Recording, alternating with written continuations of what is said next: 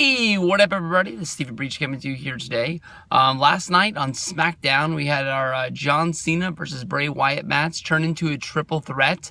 I honestly didn't think of it at the time, but AJ Styles had every reason to butt his head into that match, basically saying that he never received his rematch from the Royal Rumble.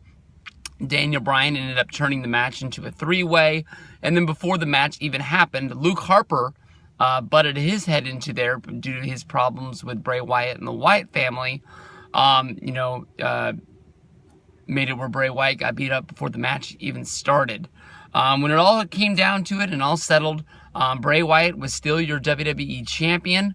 And then on the episode of Talking Shop after Smackdown, we had Daniel Bryan basically saying that he needed to figure out what's going to happen with the WWE Championship come WrestleMania 33 due to the fact that as of right now, Randy Orton, your Royal Rumble winner, does not want to break up the family and does not want to face Bray Wyatt. So I guess you can say Randy Orton is being forced to give up his Royal Rumble win, will no longer be going to WrestleMania to face the champion, and a Battle Royal on next week's episode of Smackdown will solve the problem of who's going to WrestleMania. I know that honestly this has happened in the past. I think it was about 1992 was the first time the Royal Rumble declared who the WWE champion was because of Tuesday in Texas. At 1993, the one that was held here in Sacramento, Yokozuna won, and Yokozuna won the right to go to WrestleMania 9, and he was the guy who was going to face Bret Hart for the championship. That was the first time they came up with the Royal Rumble winner having a real prize of being the number one contender. And there's been stops along the way. The year that Roman Reigns was forced to put his title on the line in the Royal Rumble match because Vince McMahon had run out of options, and the Sheamus and League of Nations were not able to take the championship off of him. That ended up being Triple H winning the championship and going on to WrestleMania 32 to face Roman Reigns for the championship. And then also, if you go back to, I think, Royal Rumble 2000, I think is what it was, Vince McMahon won the Rumble.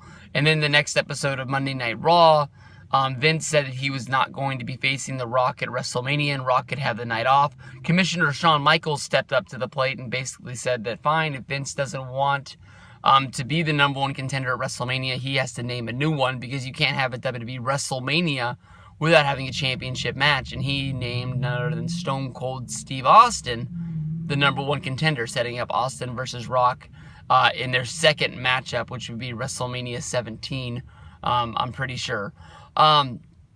So honestly, they have taken the Royal Rumble and not made it for the number one contenders thing anymore. But to me, honestly, I think this is one of the weakest things that they've ever done. The one thing that I can probably relate it to is when at Bound for Glory, Matt Hardy beat EC3 in the three-way for the TNA World Heavyweight Championship.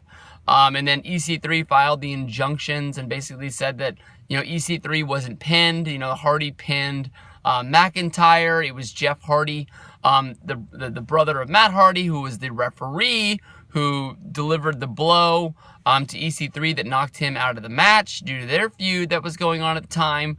And, just basically made it where Matt Hardy was forced to be stripped of the championship, and it all went to shits. I mean, honestly, I say a lot that I stopped watching TNA when I found out that I guess it was pretty obvious AJ Styles wasn't coming back in 2013. But I remember getting to the point of Bound for Glory when Matt Hardy won the championship, but was sort of had a soft spot for Matt Hardy and really liked him. And I thought that it was a pretty feel-good moment, and I thought that it was honestly a starting point to start watching TNA again and giving them another chance. And it didn't even last a day when Matt Hardy gives up the championship on YouTube, and I just said, well, fuck it. If they don't care, neither do I. But I know that, this isn't going to be your normal jobber battle royal. You're not going to have, various tag team guys and a whole bunch of guys that aren't involved in feuds on SmackDown going into this. It's going to have a match, and it's going to include AJ Styles. It's going to include John Cena, Luke Harper. I'm hoping to God Randy Orton's not in this, or it makes no fucking sense. but it's going to have, you know, the who's who of SmackDown into it, since this is going to be going for the number one contendership at WrestleMania, to face Bray Wyatt for the championship. On paper, it could go either way. The one thing that I've seen on Twitter that people did tweet me is that people would think Luke Harper is going to win the Battle Royal. And with Luke Harper winning the Battle Royal, Randy Orton will immediately say, hey, wait a minute, I won the Royal Rumble. I want to be a part of this. And it'll make the WWE Championship match at WrestleMania a three-way, which will be Luke Harper, Randy Orton, and Bray Wyatt.